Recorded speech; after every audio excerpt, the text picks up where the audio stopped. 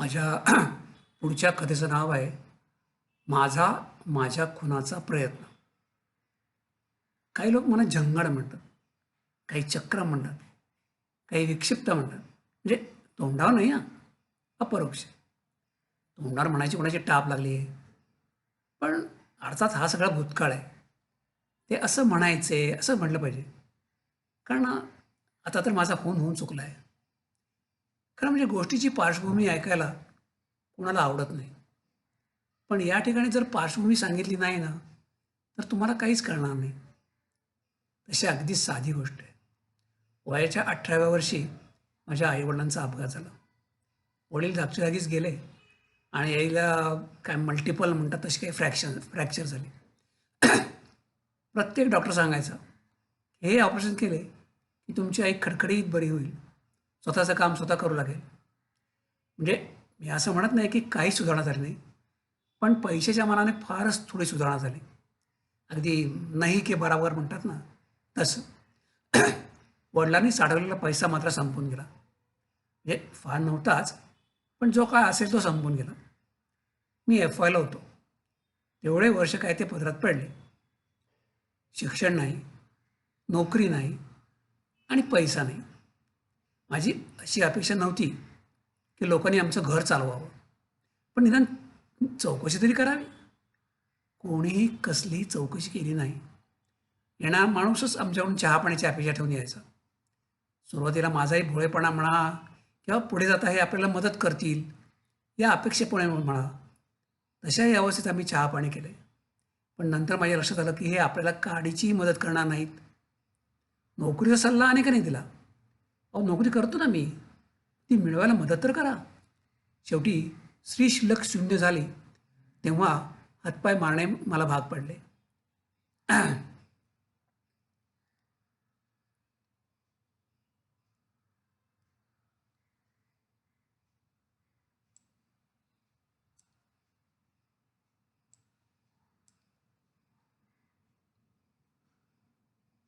एक काळ असा असतो की नोकरी नाहीच मिळत. खूप भटकलो. अगदी दुकानात सेल्समन्सपासून काहीही करायची माझी तयारी होती. पण नाही, नोकरी मिळायलाच तयार नाही. शेवटी एके ठिकाणी बांधकाम झालं होतं. गवंडी होता, पण त्याच्या हाताखालचा पोरे आला नव्हता. मी म्हटलं मी करतो ते काम. माझ्या कपड्याकडे बघून तो मालक मला तेही काम करायला तयार होईना. त्याला वाटलं मी गंमत करतोय. पण मी न बोलता काम करायला सुरुवात केली. तेव्हा त्याला खात्री पटली की मला कामाची खरंच जरूर आहे. अशी माझी कामाची सुरुवात झाली. हेल्पर म्हणून. त्यावेळी माझं वय होतं 23. काही असो, काहीतरी इन्कम चालू झाला. तरी आईची इच्छा होती की त्यातून बचत करून मी तिची उरलेली ट्रीटमेंट करावी. पण मी साफ नकार दिला. एकतर माझा तुटपुंजा पगार, वाढत चाललेली महागाई आणि तिची ट्रीटमेंट. कसं काय शक्य होतं? आणि तेव्हापासून मी स्वच्छ विचार करायला शिकलो. भावना गेल्या तेल लावीत. मी एक मात्र केलं, मी त्या मालकाला सोडलं नाही. जास्त पगार मिळतो म्हणून ही नोकरी सोड, ती धर, असं काहीही केलं नाही. त्यामुळे मालकाचाही माझ्यावर विश्वास बसला. बघता बघता मी गवंडी काम शिकलो, प्लंबिंग शिकलो, पोटापुरते विजेचे काम शिकलो, जरुरीपुरते सुधारकाम शिकलो, भराभर शिकलो आणि पाहता पाहता मी मुकादम झालो. योगायोगानं माझ्या मालकाचीही भरभराट झाली. तो सब कॉन्ट्रॅक्टर होता, हळूहळू कॉन्ट्रॅक्टर झाला. त्याच्या हाताखाली डिप्लोमा ऑर्डर काम करू लागले. मी समजा 4 ठिकाणी काम चालू आहेत, तर मी एका कामावरून दुसऱ्या कामावर देखरेख करायला जात असे. पगार रोजच्या रोज. पगाराचे वाटप, त्याचा हिशोब ठेवणं, ही कामं करू लागलो. केव्हा ते माहीत नाही, पण मालकाच्या नफ्यातला काही भाग मला मिळू लागला. अवघ्या 5 वर्षात मी कुठून कुठे पोहोचलो. एकदम सुबत्ता आली. आता माझ्या नातेवाईकांना माझ्यात रस निर्माण झाला. माझी चौकशी सुरू झाली. पण मी अत्यंत कठोरपणे सगळे नातेवाईक तोडून टाकले. मला आता कोणाची काही गरज नव्हती. म्हणतात ना, खुदा देता है तो छप्पर फाड़ के देता है. आमच्या वाड्याचं रिडेव्हलपमेंट करायचं ठरलं. नियमानुसार मला एक छोटा का होईना फ्लॅट फुकट मिळणार होता. 2 वर्ष दुसरीकडे जाऊन राहावं लागलं. आईचे जरा हाल झाले, पण इलाज नव्हता. आम्ही जेव्हा परत आलो, तेव्हा असं वाटलं की स्वर्ग आता 2 बोटं उरलंय. बऱ्यापैकी पगार, नफ्यातला हिस्सा आणि राहायला छोटा का होईना फ्लॅट. त्या काळात वधूवर सूचक मंडळी नव्हती किंवा असली तरी फार पॉप्युलर नव्हती. नातेवाईक तर मी सगळे तोडलेले होते. आता माझं लग्न कसं होणार? सुदैवानं साताराजवळ एक लिंबगोवा म्हणून गाव आहे. तिथं आईची एक मैत्रीण राहत होती. माझ्यातर्फेच त्यांचा पत्रव्यवहार चालू होता. मैत्रीण म्हणायची, पण तिचं वय बरंच जास्त होतं. 80-85 तरी असेल. तिनं तिनं मला कळवलं की त्यांच्या शेजारी असंच एक अत्यंत वयोवृद्ध आणि गरीब कुटुंब आहे आणि त्यांची उतारावयात झालेली मुलगी लग्नाची आहे. इकडं माझं काम तर जोरात सुरू होतं. मला श्वास घ्यायला वेळ नव्हता. कसाबसा एक दिवस रजा काढून मी गेलो. मला वाटत होतं खेडेगावातली कोणतरी गावंढळ मुलगी असेल. मावशी म्हणते म्हणून जायचं, मुलगी बघायची, नकार द्यायचा आणि परत फिरायचं. पण बघतो तर काय, मुलगी फारच सुंदर होती. मी कशीबशी एक दिवसाची रजा वाढवली. तिचे आईवडील थकलेले होते. एक ब्राह्मण बोलावला आणि लग्न करूनच माघारी आलो. आणि आलो ते बरं झालं. माझं लग्न बघण्यासाठी जणू आईने प्राण ठेवला होता. 8व्या दिवशी आई गेली. हां, आणि एक सांगायचं राहिलं. वाड्यातल्या बहुतेकांनी थोडी मोठी जागा मिळते म्हणून कोथरूड वगैरे भागात आपलं बसताना लावलं. जुन्यापैकी एखाद दुसराच राहिला असेल. बहुतेक सगळी बिराडे नवीन होती. दुप्पट तिप्पट बालक आल्यामुळे माझी कोणाची ओळखही नव्हती. शिवाय माझ्या कामाचा व्यापही वाढलेला होता. आमच्याकडे साप्ताहिक सुट्टी वगैरे काही नव्हतं. काम जास्त असलं तर ते संपवायचं, मग सुट्टी. मला तर मालकाने छोटी स्कूटीच घेऊन दिली. त्या काळात स्कूटी म्हणजे चैनीची परमावधी समजली जात होती. बायको फारच सुंदर होती. कामाव्यतिरिक्त सगळा वेळ मी तिच्याबरोबर काढत असे. मला माहीत नव्हते, किंवा आजही माहीत नाही की किती म्हणजे नॉर्मल. कधीतरी मला वाटे की आपण विकृत तर नाही आहोत ना. अर्थात कामही खूप असे. 9 ते 5 ड्युटी करणाऱ्यांपेक्षा आमचा सेक्स तसाही कमीच असणार. सुरुवातीला 1-2 वर्ष नॉर्मल म्हणजे माझ्या दृष्टीने गेली. नंतर थोडा फरक पडू लागला. तिचा रस कमी होऊ लागला. मला वाटले आपणच ॲबनॉर्मल आहोत का. कधी तिचं डोकं दुखत असे, कधी पोट दुखत असे, कधी पाळी आले असे ती सांगे. तर प्रत्येक वेळी पाळीचा हिशोब ठेवणं शक्य नसे, आणि कधी ठेवला तर ती सांगे तिची पाळी अनियमित आहे. शेवटी मला शंका आली की तिचं बाहेर कुठेतरी लफडं असावं. पण विचार ना कोणाला, बहुसंख्य मंडळी नवीन. योगायोगाने आमच्या फ्लॅटचे दार रस्त्यावरून दिसत असे. तसे एका कामावरून दुसऱ्या कामाला जाताना मला वेळ करणं शक्य होतं. असाच अचानक मी घराकडे वळलो. रस्त्यावरून जाणाऱ्या एका पोराला सांगितले की माझं एक काम करशील का, मी तुला 10 रुपये देईन. पोरगं लागलीच तयार झालं. मी त्याला सांगितले की ते जर दार दिसते ना, तिथे जायचे, एक जोरदार थाप मारायची आणि पळत खाली यायचे. गेलं की पोरगं. त्याने व्यवस्थित थाप मारली आणि ते पळत खाली पण आलं. मी त्याला 10 रुपये दिले आणि तिथून जायला सांगितले, आणि मी तिथेच लपून बसलो. एखाद्या मिनिटाने बायकोवर बाहेर आली. मी कधीच न पाहिलेला गाऊन तिच्या अंगावर होता. कमीत कमी वेळात वस्त्र चढवायला गाऊन बरा असतो. तिने इकडे तिकडे पाहिली, ती गोंधळली, परत आत गेली. सुमारे 5-10 मिनिटांनी बाहेर आली. आता तिच्या अंगावर नेहमीची साडी होती. तिने दरवाजा कव्हर केला आणि शेजारच्या फ्लॅटचे दार उघडले. शेजारी राहणारा एक देखणा तरुण माझ्या फ्लॅटमधून बाहेर पडला आणि स्वतःच्या फ्लॅटमध्ये गेला. मला तेवढा पुरावा पुरेसा होता. तिच्या डोक्याचं कारण मीच होतो. एक सांगायला हरकत नाही की मी दिसायला सर्वसामान्य आहे, देखणा बिकणा तर बिलकुल नाही. मला फार माहीत नव्हतं, पण तो शेजारी राहतो आणि सडाफटिंग आहे एवढं मला माहीत होतं. मग मी माझ्या कामाला गेलो आणि साधारणपणे एरवी जेवढ्या वेळी येतो तेव्हाच आलो.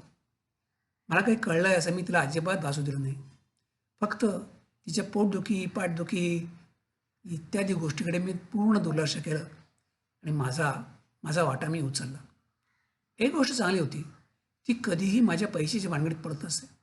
म्हणजे हवे तेवढे पैसे मागून घे, पण मला किती पगार आहे, मग नफ्यात माझा वाटा आहे का, हे तिने मला कधी विचारले नाही आणि तिला कधी मी सांगितले पण नाही. आधी माझ्याकडे बराच पैसा होता, पण त्यानंतर मी आणखीन जास्त साठवू लागलो. घरातच, पण तिच्या नजरेस पडणार नाही अशा बेतानं पैसे साठवू लागले. बऱ्यापैकी पैसे साठल्यावर मी एक 0 नंबरचा चष्मा आणि एक खोटी मिशी पैदा केली आणि गावापासून दूर अंतरावर एक छोटीशी झोपडी भाड्याने घेतली. त्या ठिकाणी जाताना मी मिशी लावून आणि चष्मा घालून जात असे. फार संपट ठरला नव्हता, पण अगदी शून्य नव्हतं. माझं नावही मी बदललं. मी इंदोरचा राहणार आहे, नोकरी धंद्यामध्ये इकडं आलो असं सांगितलं. आणि खूप काम असतं, कधी कधी कामावर झोपावं लागतं असंही सांगितलं. फार संशय येणार नाही, फार कुतूहल निर्माण होणार नाही अशी दक्षता मी घेतली. समजा त्या वस्तीचं नाव रामवाडी आहे. तिथून फार जवळ नाही आणि फार लांब नाही अशी एक लक्ष्मणवाडी होती. तिथेही मी जात असे. अर्थात जाताना चष्मा आणि मिशी असायचीच. माझ्या इकडून तिकडे जाण्याच्या कामाचा मला फायदा झाला. तिथे एका माणसाच्या शोधात मी होतो. मिळाला. असा माणूस मला मिळाला. बिहारहून आलेला, मागे कोणतेही पास्ट नसलेला. म्हणजे हा नाहीसा झाला तर फारशी बोंबाबोंब होणार नाही असा. आणि शिवाय माझ्या अंगलटीचा. त्याच्याशी मी मैत्री वाढवली. तो फारच पैशाच्या अडचणी होता. त्याला मी किरकोळ मदतही केली. माझ्या घरी बरेच कपडे होते. त्यातले 2 ड्रेस मी गुपचूप घेऊन गेलो आणि त्याला दिले. त्याच्याकडे इतके चांगले कपडे नव्हतेच. तो तेच कपडे आलटून पटून घालू लागला. हा होता माझ्या प्लॅनचा पहिला टप्पा. मग मी बाजारातून अत्यंत उत्तम दर्जाची छोटीशी तिजोरी आणली. ती नंबराची होती. विशिष्ट नंबर आणला तरच ती उघडत होती. माझी झोपडी मातीचीच होती. तिला फरशी वगैरे काही नव्हती. रात्रीच्या वेळी आवाज न करता मी एका कोपऱ्यात खणून तिथे ती तिजोरी मावेल एवढा खड्डा खणला. त्यात ती तिजोरी व्यवस्थित बसवली. माझ्याकडे काय 30-40 हजार रुपये होते. ते व्यवस्थित प्लास्टिकच्या पिशवीत गुंडाळून त्यात ठेवले. पुन्हा माती सारखी केली. वर थोडे पाणी लावून तिथे खड्डा असेल असा कोणालाही संशय येणार नाही असं गुळगुळीत केले. आता माझ्या प्लॅनचा 3रा टप्पा सुरू झाला. तुम्हाला मागे सांगितले होतेच की मालकाचा माझ्यावर पूर्ण विश्वास बसला होता. एके दिवशी मी तिच्या तिजोरीच्या किल्लीचे ठसे सापणाच्या वडीवर घेतले. त्याप्रमाणे किल्ली बनवूनही घेतली. 1-2दा चालवूनही बघितली. किल्ली लागत होती. पगारच्या आदल्या दिवशी बऱ्यापैकी कॅश असे. त्या दिवशी तरी होती. 40 लाखाच्या आसपास कॅश होती. मी थोडा रेंगाळलो. सगळे गेल्यावर मी सगळी कॅश काढून घेतली आणि माझ्या त्या दुसऱ्या घरात गेलो. हळुवारपणे तिजोरी काढली. त्यात ती सारी कॅश ठेवली. वर प्लास्टिकचे अनेक कागद गुंडाळले. म्हणजे जरी झोपडीत पाणी शिरले तरी त्याला काही होणार नाही अशी खात्री करून घेतली. दुसऱ्या दिवशी साळसूतपणे कामावर हजर झालो. मालक संतापाने हिरवा पिवळा झाला होता. निरागस चेहऱ्याने मी विचारले, काय झालं? शेवटी कोण होतं? शेवटी शेवटी मीच होतो. काय झालं? एकाने सांगितलं, चोरी झाली. चोरी? कसली? कसली काय? पैशाची. मला संताप म्हणाला, फक्त तुलाच माहीत होते की आज कॅश खूप आहे. म्हणजे तुम्ही माझ्यावर संशय घेताय? मग कोणा घेऊ? अहो, आजवर सुतळीचा तोडा तर इकडचं तिकडे झाला आहे का? शिवाय आज पगार असतो हे काय फक्त मला एकट्याला माहीत आहे? मला माहीत नाही, पण तिजोरीच्या किल्ल्यात तू हाताळतोस, दुसरं कोणीही नाही. माझ्या डोळ्यातून अश्रू वाहू लागले. मालक, अहो मी चोर असतो तर आज कामाला आलोच नसतो. तुम्हाला माहीत आहे मी कुठे राहतो. माझ्या घराची तुम्ही या क्षणी झडती घेऊ शकता. माझ्या घराची किंमत या चोरीपेक्षा जास्त आहे. तुमचा माझ्यावर संशय आहे ना? ठीक आहे. मी माझं घर विकतो आणि येणारी सगळी रक्कम तुमच्याकडे देतो. मग तर झालं. मला संतापाने वेडा होण्याच्या अवस्थेत होता. त्याला वाटलं मी फक्त बोलतोय सहानुभूती मिळवण्यासाठी. ठीक आहे, आजपासून महिन्याच्या आत तू रक्कम परत करायची, नाहीतर मी पोलिसात तक्रार करेन आणि तुझं नाव घेईन. मी तिथून बाहेर पडलो. अवेळी घरी आलो. सुदैवानं बायको एकटीच होती. मी असं अचानक याचं कारण तिने विचारले. मी सांगितले, कामावर अशी चोरी झाली आहे आणि मालकाला मी सांगितले की मी तुमचं नुकसान भरून देईन. तिने विचारले, किती नुकसान झालं आहे आणि तुम्ही ते कसे भरून देणार? मी त्या सांगितले, आपलं आता हे घर विकण्याच्या पर्याय नाही. पण मग आपण राहायचं कुठं? माझ्याजवळ थोडे पैसे आहेत. आपण दूर उपनगरात भाड्याच्या जागेत राहू. आणि किती दिवस? किती दिवस म्हणजे मालकाचा संशय पेटेपर्यंत. तिची परवानगी घेण्याच्या फंदात मी पडलोच नाही. दुसऱ्या दिवशी मी पेपरला जाहिरात दिली. जागा मध्यवर्ती. एका दिवसात अनेक लोक आले. त्यातल्या एकाला मी सिलेक्ट देखील केले. जागेची किंमत ठरली 40 लाख. काही वेळा माणसे जागा हातची जाऊ नये म्हणून फार घाईकुतीला येतात. मागचा पुढचा विचार न करता त्याने कच्चा करार केला आणि माझ्या हातात 20 लाख रुपये ठेवले. उरलेले पैसे जागा त्याच्या ताब्यात देताना द्यायचे असे ठरले. मी तातडीने ते पैसे मालकाला नेऊन दिले. मालकाला फारच आश्चर्य वाटले. आपण चुकीच्या माणसावर आरोप केला की काय असा त्याला संशय देखील आला. पण त्याने बोलून दाखवलं नाही. काही करून त्याला 40 लाख रुपये हवे होते. आता मी सोसायटीला अर्ज केला आणि घर विकायची परवानगी मागितली. सोसायटीचं उत्तर आलं की पुढच्या जनरल बॉडी मिटिंगमध्ये ठराव मांडू. तसं हे रितसरच होतं. पण मी सेक्रेटरीकडे गेलो आणि भांडण उकरून काढले. माझ्यासाठी एखादी स्पेशल जनरल बॉडी घेतली तर तुमचं काय 4 चावल खर्च होतात काय? वगैरे बडबड केली. मला माहीत होते सेक्रेटरी खडूस आहे आणि याचा तो नक्की बदला घेणार. सोसायटीकडून पत्र आले की मुळात घर तुमच्या नावावरच नाही आहे. ते आईच्या नावावर आहे. आईच्या मृत्यूचा दाखला लागेल. त्यानंतर जनरल बॉडी मीटिंगचे बघू. शिवाय नॉमिनेशन म्हणजे पूर्ण हक्क नाही. आईचे तुम्ही एकुलते एक वारस आहात हे तुम्हाला सिद्ध करावं लागेल. हे कसे सिद्ध करायचे कोणास ठाऊक. थोडक्यात प्रकरण साधे सोपे राहिले नाही असं लक्षात आलं. येणारा आता घाईला आला होता. मी त्याला म्हटले जास्तीत जास्त लवकरात प्रकरण मिटेल असे मी पाहीन. तडजोड अशी ठरली की मी आणि त्याने एक एक कुलूप लावायचे आणि मी जागा सोडायची आणि दुसरीकडे राहायला जायचे जेणेकरून मी हे प्रकरण लवकर तडीस नेईन. मी सर्व सामान उचलले आणि ठरल्याप्रमाणे एका झोपडपट्टीवरचा घरात राहायला गेलो. एके दिवशी मी घरी बायकोला सांगितले की मालक 20 लाखावर खुश नाही आहे. त्याने मला 8 दिवसाचा अल्टिमेटम दिला आहे. या 8 दिवसात जर मी त्याचे पैसे दिले नाहीत तर तो मला पोलिसात देईल आणि या संभाषणाच्या वेळी कोणी साक्षीदार नसेल याची मी खात्री करून घेतली होतीच. बायको साहजिकच घाबरली. मग तिने सांगितले मी तिला सांगितले की तुझे दागिने विकून 1 लाख तरी येतील. नाईलाजाने बायकोने दागिने माझ्यासोबत स्वाधीन केले. मी तिला सांगितले की माझ्या 2-3 लाखाची एवढी आहेत त्याही मोडतो. त्यातून 3-4 लाख मिळतील. ते सध्या मी मालकांना देतो म्हणजे ते अजून थोडी मुदत वाढवून देतील. काही दिवसांनी मी तिला सांगितले की माझ्या मित्राने उरलेले 15 लाख दिले आहेत.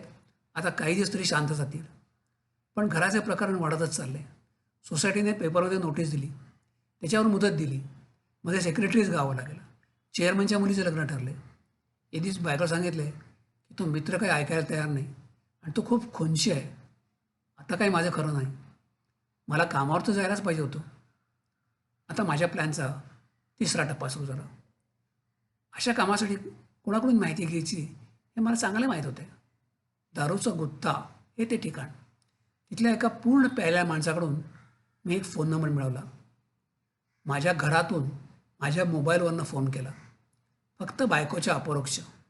ठिकाण, वेळ, पैसे आणि खुणा सगळं ठरलं. नंतर तो फोन मी घरीच ठेवला. फोनच्या डायरीत तो नंबर गिचमिड अक्षरात लिहून ठेवला आणि कामावरून परस्पर तिकडे गेलो. त्या बिहारी माणसाला गाठले. एका समक्ष मित्राला सांगितले अरे तुझी नोकरीची सोय झाली आहे पण ती मुंबईला आहे. सध्या चल आपण घराचं नंतर बघू. तो बिचारा लागलीच तयार झाला. मग मी त्याला आमच्या ठरलेल्या ठिकाणी घेऊन गेलो. त्या माणसाने खून केली. मीही केली. 1 मिनिट मित्रा सोडले आणि त्या माणसाला खून केली. त्या माणसाने सरळ त्याच्या पोटात सुडा खुपसला. काय घडतं हे कळायच्या आतच त्याने प्राण सोडले. 1 लाख रुपये ठरले होते. अंधार होता. मी आज सोनेरी कडेचा चष्मा घातला होता आणि बायकोच्या प्रियकरासारखी अन्नवटीवरती थोडीशी दाढी ठेवली होती. 1 लाख रुपये त्याने मोजून घेतले आणि समाधानाने मान डोलावली आणि तिथून चालता झाला. मग मी एका दगडाने त्याचा चेहरा विद्रूप केला. अंधार होता. त्याच्या खिशातून त्याच्या घराच्या किल्ल्या काढून घेतल्या. माझं पैशाचं पाकीट त्याच्या खिशात ठेवलं. माझे रोजचे वापरातले पेन तिथे टाकून दिलं. मग मी त्याच्या घराकडे गेलो. अजूनही बरीच रात्र होती. मी त्याच्या घराचे दार उघडले. त्यात असलेला माझा दुसऱ्या कपड्याचा सेट घेतला. लांब चालत आलो. माझ्या अंगावरचा कपड्याचा सेटही मी काढून दुसरा चढवला. तो नावा आणलेला सेट कोरा होता. आता माझा जुना सेट, बिहारीला मी दिलेला सेट सगळं जाळून टाकलं. सोनेरी कड्यांचा चष्मा, ती दाढी सगळं नष्ट केलं आणि चालत चालत माझ्या दुसऱ्या घरात आलो. त्या दिवशी तर काहीच होणार नव्हतं. निवांत झोपलो. आता फक्त माझा 0 नंबरचा चष्मा आणि माझी खोटी मिशी एवढीच माझी खूण राहिली होती. एक दिवस मी घरातच काढला. आता मी खरी मिशी येईपर्यंत दाढी करणारच नव्हतो. पुढच्या दिवशी मी सर्वांसमोर दार उघडलं. त्याच कपड्यात झोपल्यामुळे कपड्याचे कोरे पण राहिले नव्हते. चालत चालत मी पेपरच्या स्टॉलवर गेलो. 2-3 स्थानिक पेपर घेतले. कुठेतरी जेवण घेतले आणि निवांत जागी जाऊन पेपर चालला. एकच बातमी महत्त्वाची होती. पोलिसांना एक अनोळखी प्रेत सापडलं होतं. पण त्याचा चेहरा विद्रूप असल्यामुळे त्याची ओळख पटवणं अवघड झालं होतं. त्याच्या खिशात काही गोष्टी सापडल्या होत्या आणि त्याच्या आधारे पुढील तपास चालू झाला होता. संध्याकाळच्या सुमारास मी खोलीत परतलो. जेवण वगैरे घेतले आणि ताणून दिली. दुसऱ्या दिवशी मी पेपर विकत घेतला पण दुसऱ्या दुकानातून. पुन्हा एक निवांत कोपरा शोधला आणि पेपर वाचला. त्यात अपेक्षित बातमी होती. माझ्या पत्नीने मी बेपत्ता झाल्याची तक्रार नोंदवली होती. मग मी एका सलूनमध्ये गेलो. डोक्याचा पूर्ण चकोटा केला आणि त्या बिहारीच्या घराच्या मालकांकडे गेलो. संध्याकाळचा सुमार होता. मला घरात नसतील अशी वेळ निवडली. चष्मा काढून टाकला. दार वाजवले. मालकीणबाईंनी दार उघडले. मला पाहून त्या चकित झाल्या. मी म्हणालो, मैं बिहार जा रहा हूँ, पिताजी गुजर गए हैं, ये लीजिए आपका 2 महीने का किराया और ये आपके घर की चाबी. किल्ली माझ्याकडे होतीच. मगर आपका डिपॉजिट वो रहने दो आपके पास, मैं जब वापस आऊँगा ना तब करेंगे हिसाब किताब. अभी मुझे बहुत जल्दी है, मेरी गाडी जाएगी. हे सर्व बोलणं मी खाली मान घालून केलं, जेणेकरून तिला माझा चेहरा लक्षात राहणार नाही असं पाहिलं. एवढे बोलून मी तिथून सटकलो. लांब आल्यावर मी माझा नेहमीचा चष्मा चढवला आणि माझ्या घरात गेलो. आता मला एकच काम उरलं होतं, ते म्हणजे स्थानिक वृत्तपत्रे आणून वाचणे. ती वाचनाजवळ कोणी नाही याची दक्षता घेणे. आता मी माझ्या घरात निर्धास्तपणे राहू लागलो. आधी मी राहत असे, पण माझ्या जाण्या-येण्याचा कोणाला पत्ता लागत नसे. आता मी तिथल्या लोकात मिसळून राहू लागलो. नवरा मेल्यामुळे एकट्या राहणाऱ्या बायकांशी दोस्ती देखील केली. माझ्याकडे 40 लाख रुपये होतेच. लागतील तसे मी काढत असे. एका छोट्या बँकेत 4-5 हजार रुपये भरून मी खाते देखील काढले. त्यावेळेला आधार कार्ड वगैरे काही नसल्यामुळे त्या प्रौढ स्त्रियांच्या ओळखीचा मला फायदा झाला. नंतर मी माझा मोर्चा वळला एका छोट्या वृत्तपत्राकडे. नोकरी मिळणार नाही याची मला खात्री होती, पण मी त्यांच्याकडे फुकट काम करायची तयारी दाखवली. ती कोण नाकारतो. अगदी पेपर टाकण्यापासून छोट्या मोठ्या जाहिराती मिळवेपर्यंत सगळी कामं मी केली. हळूहळू मालकाचा माझ्यावर विश्वास बसला. तिथल्या पोलीस चौकीतही मी ओळख वाढवली आणि त्यांच्या जुन्या केसेस हुडकून त्याच्यावरती चुरचुरीत लिखाण करू लागलो. माझ्या वृत्तपत्रात माझे लिखाण प्रसिद्ध होऊ लागले. मग थोडे मोठे पत्र, मग थोडी मोठी पोलीस चौकी, कधी पोलिसांची मुलाखत, कधी कैद्यांची मुलाखत. मला थोडा पैसाही मिळू लागला, थोडी प्रसिद्धी मिळू लागली. माझ्या त्या घराचा ताबा घेताना जे नाव घेतले ते मात्र मी कायम ठेवले. ओळखी पाळखी, थोडे पैसे चालून मी त्या नावाचे आधार कार्डही मिळवले. त्या प्रौढ स्त्रियांच्या ओळखीचा मला खूपच फायदा झाला. डोक्याचा अगदी गोटा नाही, पण मी 0 कट कायम ठेवला. सगळ्या दाढी मिशा, त्यामुळे अगदी ओळखीचे लोक देखील मला ओळखत नव्हते. आणि शेवटी ती बातमी आली. माझ्या बायकोला माझ्या खुनाच्या आरोपाखाली अटक करण्यात आली. तिला आणि तिच्या प्रियकराला. आता मधले जोवे कसे आहेत ते मी जोडून घेतले. काय झालं असेल मी ते कल्पनेने जुळले. यापुढची हकीकत जरी मी कल्पनेने जुळवली तरी तुम्हाला सांगताना जसे घडले अशा शब्दात मी सांगणार आहे. मी झालं असं की तिनं 1-2 दिवस वाट पाहिली. शेवटी पोलिसात तक्रार केली. तिला पोलीस चौकी कुठे आहे हे देखील नीट माहीत नव्हते. ती कोणाची मदत घेणार? आपल्या प्रियकराची. त्याला घेऊन तिने पोलीस चौकी गाठली आणि तक्रार नोंदवली. पोलिसांनी विचारलं की हे कोण आहेत? तिने सांगितलं की ती पहिल्यांदा ज्या घरात राहत होती ना तिथले शेजारी आहेत. त्यांनी फोटो वगैरे मागून घेतले आणि तपास चालू केला. आपल्याला टी व्ही दाखवतात ना तितके वेगाने काहीही घडत नसते. 1-2दा चक्रा मारल्यावर डिपार्टमेंट जरा हल्ले. प्रत्येक वेळी प्रियकर तिच्याबरोबर होताच. स्त्री सुंदर असल्यामुळे आणि तिचं प्रियकरही दिसायला देखणं असल्यामुळे ती जोडी सगळ्यांच्याच चांगली लक्षात राहिली. शेवटी पोलिसांना एका डेड बॉडीची आठवण झाली. झोपडपट्टीतच राहणाऱ्या माझ्या बायकोला पोलिसांनी ती डेड बॉडी दाखवली. चेहरा ठेचला असल्यामुळे तिला तो ओळखता येणं शक्यच नव्हतं. पण खिशातलं पाकिट तिने ओळखलं. त्याला आमचा फोटो देखील होता. त्यामुळे बॉडी ओळखण्यात फारशी अडचण आली नाही. प्रयत्न करूनही तिला फार दुःख दाखवता आले नव्हते. उलट सुटकेचा एक निश्वासच तिने सोडला असणार. पोलिसाला ते जरा विचित्र वाटले. पण शेवटी नवरा मेल्याचं दुःख कोणी किती करावे हे पोलीस कसं काय ठरवणार? तिच्याजवळ ना पैसा होता ना बरं घर होतं. झोपडपट्टी वजा घर, बाजूला मावल्यांची वस्ती आणि बाई सुंदर. तिच्या प्रियकरालाही ते विचित्र वाटले. पेपरमध्ये बातमी आलीच होती. त्यामुळे नवरा मेल्याचं कळताच तिने प्रियकराला जाऊन राहणं कसं काय दिसेल. तिने आमच्या पहिल्या सोसायटीत अर्ज केला आणि त्या घराचा ताबा मागितला. सोसायटी माझ्यावर भडकलेली होतीच.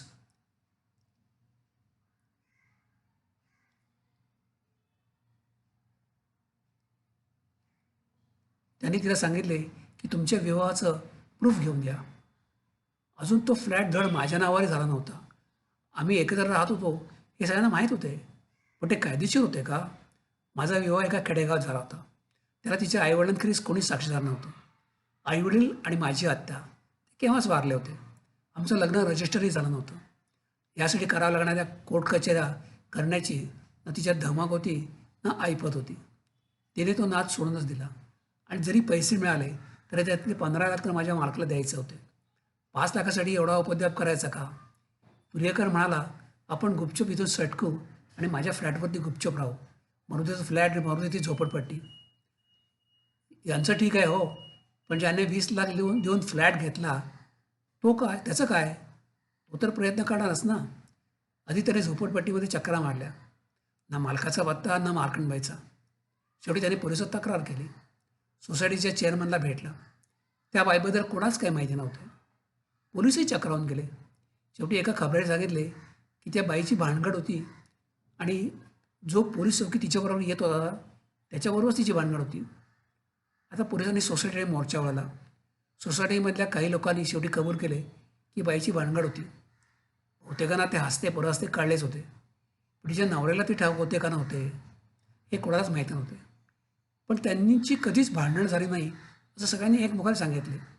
त्या अर्थी नवऱ्याला ते माहीत नसावे असे निष्कर्षाला पोलीस पोहोचले. आता पुढचा प्रश्न, ती सध्या कुठे आहे? शेवटी पोलिसांनी तिच्या प्रियकरच्या घरावर छापा मारायचे ठरवले आणि कबुतरांची जोडी अलगद सापडली. दोघांना पोलिसांनी चौकशीसाठी ताब्यात घेतले. तिला कळेना आपला अपराध कोणता. नवरा मेल्यावर मी कोणापाशी राहीन? त्यात पोलिसांनी नाकोपीचं कारण काय? पोलिसांनी आता संपूर्ण चौकशी सुरू केली. त्यांचा पहिला प्रश्न होता की तुम्ही यांच्याकडे लपून का राहत होता? झोपडपट्टी आवडत नाही हे काही उत्तर होऊ शकत नव्हतं. शेवटी तिला कबूल करावं लागलं की तिचे त्याचे बरेच दिवसाचे संबंध आहेत. आता पुढचा प्रश्न होता की तुमच्या नवऱ्याचा खून झाला हे तुम्हाला माहीत होते तर त्याचा तुम्ही काही पाठपुरावा केलात की नाही? पाठपुरावा काय करायचा आहे? त्यांचा खून का झाला याची मला कल्पना होती. का झाला? मग तिने सारी कथा सांगितली. 40 लाखाची अफरातफर, त्यातून झालेला फ्लॅटच्या विक्रीचा व्यवहार, त्यात मिळालेले निम्मे पैसे, मालकाने लावलेला तगादा, मग मोडलेला FD आणि दागिने. तर तशी 15 लाखांची पडलेली तूट, मग मित्राकडून आणलेले पैसे, घराच्या व्यवहाराला लागलेला विलंब आणि त्यातून त्यांचा झालेला खून.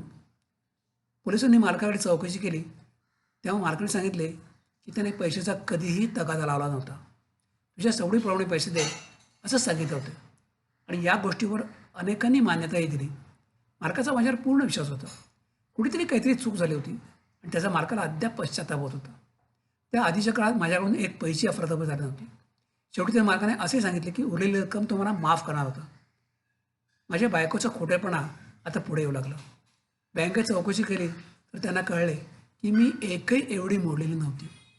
मात्र ते जॉईंट अकाउंट नसल्यामुळे तिला सहजासहजी ते पैसे मिळणार नव्हते. म्हणजे जो प्रश्न फ्लॅटच्या मार्गीचा होता तोच बँकेच्या FDचा होता. सारे पुरावे पोलिसांनी बायकोवर ठेवले आणि त्यांची उत्तरे मागितली. बायको वाचून गेली. तुम्हाला म्हणायचं काय? तिने विचारले. तुम्ही म्हणता तसा त्यांच्या मित्रांचा तर तो खून केलेला नाही. किंवा तुम्ही सांगितलेली संपूर्ण गोष्टच खोटी आहे आणि साधी गोष्ट आहे. त्यांचा खून त्या माणसाला काय मिळणार? त्या थोडेच 15 लाख मिळणार होते. ती थिरीच आम्हाला पटत नाही आहे. पण मग तो खून एकाएकी तिची ट्यूब पेटली. तुम्हाला म्हणायचं आहे? हो बरोबर, आम्हाला तेच म्हणायचं आहे. आता बऱ्याबऱ्या ते कबूल करताय की आम्ही आमच्या पद्धतीने तुम्हाला कबूल करायला लावू? संकटे आली ना की सगळ्या बाजूने येतात. पोलिसांनी बारकाईने तपास केला तेव्हा त्यांच्या लक्षात आलं की तिच्या टेलिफोन डायरीमध्ये गिचमिड्या अक्षरात एक नंबर लिहिला होता. तिच्याकडे असलेल्या मोबाईलमध्येही त्या नंबरावरती कॉल करण्यात आला होता आणि तो केव्हा? तर माझा खून होण्याच्या आदल्या दिवशी. योगायोगानं त्या खुन्याचाही पत्ता लागला. ओळख परेडमध्ये त्याने तिच्या प्रियकराला अचूक ओळखले. सोनेरी कडेचा चष्मा आणि ती विचित्र दाढी. तो खुनी ते विसरणंच शक्य नव्हतं. पोलिसांनी त्यांच्याविरुद्ध एक कॉन्क्रीट केस तयार केली. झोपडपट्टीत राहणे तिला अशक्य झाले होते. मग प्रियकराच्या मदतीने तिनं हा कट रचला. सोनं विकून तिने पैसे उभे केले आणि खुनाची बातमी सिद्ध होताच ती प्रियकराकडे गुपचूप राहायला लागली. तिला वाटलं असेल की आपण सांगू त्या गोष्टीवर पोलीस विश्वास ठेवतील. अहो पण आम्ही पोलीस केस सापडला ना तर हत्ती ओढून काढतो. बघा, मुळात केस बोर्डावर यायलाच 5-6 वर्ष लागली. महाराणीच्या भीतीने तिने नायराजाने गुन्हाच कबूल केला. सगळ्याच गोष्टी कोर्टात सिद्ध झाल्या नाहीत तरी त्यांना 7 वर्षाची शिक्षा झाली. आता थोडी दुसरीकडची हकीकत. माझे क्राईमवरचे लिखाण खूप गाजले. योगायोगाने त्या खटल्याचे रिपोर्टिंगही मीच केले होते. अर्थात कोर्टाच्या आत खूप लांब आणि मागे बसून म्हणजे तिच्यासमोर न येण्याची दक्षता मी घेतली होती. अर्थात मी जिवंत असेल ही शक्यता कुणी गृहीतच धरली नव्हती. एक वर्ष शिक्षा भोगल्यावर मी एक लेख मला चालू केले. तुरुंगातील कैद्यांचे जिणे हा विषय. बरेच कैदी झाल्यावर तिचा नंबर लागला. मध्ये 5-7 वर्षे गेली होती. म्हणजे बघूया बया मला आवडते की काय ते. तिने मला नाहीच ओळखले. अर्थात मी आवाजही वेगळा काढला होता. ती रडत सांगत होती की माझा त्या कोणाशी काहीही संबंध नव्हता तरी मला शिक्षा झाली. काय देवावरचा न्याय बघा. मी म्हणालो खरं आहे. हीच गोष्ट मला गंगेवरच्या राहणाऱ्या एका साधून सांगितली. अर्थात त्यालाही पुढची गोष्ट माहीत नव्हती. पण बायकोच्या व्यवस्थेला कंटाळून तिने संन्यास घातला होता. बाकी सगळी गोष्ट हीच. आणि पाकिटाचं म्हणाल तर त्याच्या खिशातनं पाकिट कुठेतरी चोरलं होतं. बहुतेक त्याचा खूप झाला असावा. म्हणजे बायको आश्चर्याने थक्कून म्हणाली, काय काय नाव काय सांगितलं साधूने? मी माझे खरे नाव सांगितले. ती माझ्याकडे वेड्यासारखी पाहतच राहिली.